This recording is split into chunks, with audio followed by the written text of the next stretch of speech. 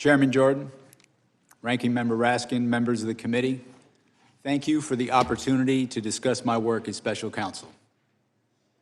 I love my country and believe deeply in the core principles upon which it was founded. For nearly 3 decades, I've served as a career prosecutor in both Republican and Democratic administrations. I've handled cases ranging from domestic assault and gang violence to public corruption and election crimes across the United States, and I've prosecuted war crimes overseas. I am not a politician, and I have no partisan loyalties. My career has been dedicated to serving our country by upholding the rule of law. Throughout my public service, my approach has always been the same: follow the facts and the law without fear or favor. Experienced prosecutors know that specific case outcomes are beyond our control. Our responsibility is to do the right thing, the right way, for the right reasons. These principles have guided me through my career, including as special counsel. I'm proud of the work my team did, and I appreciate the opportunity to appear here today to correct false and misleading narratives about our work. During my tenure as special counsel, we followed Justice Department policies, we observed legal requirements, and took actions based on the facts and the law.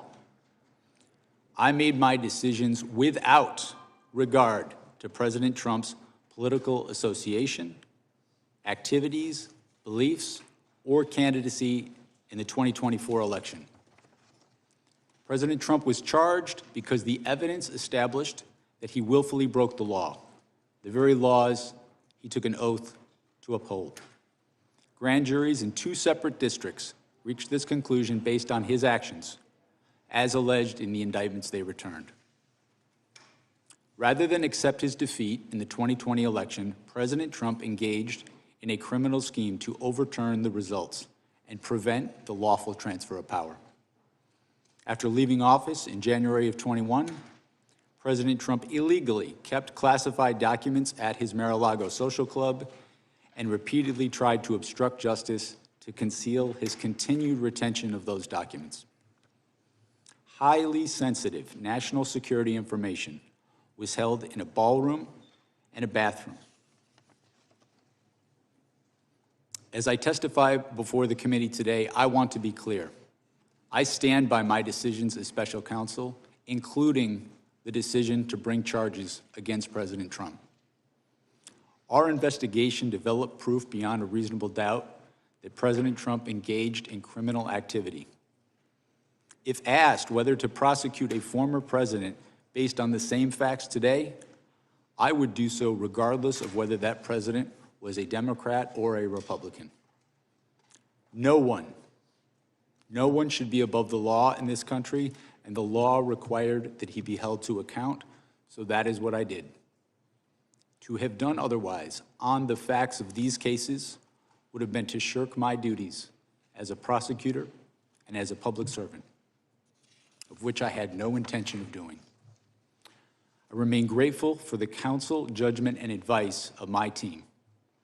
President Trump has sought to seek revenge against career prosecutors, FBI agents, and support staff simply for having worked on these cases. To vilify and seek retribution against these people is wrong. Those dedicated public servants are the best of us, and it has been a privilege to serve with them.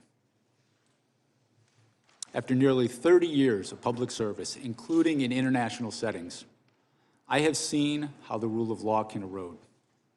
My fear is that we have seen the rule of law function in our country for so long that many of us have come to take it for granted.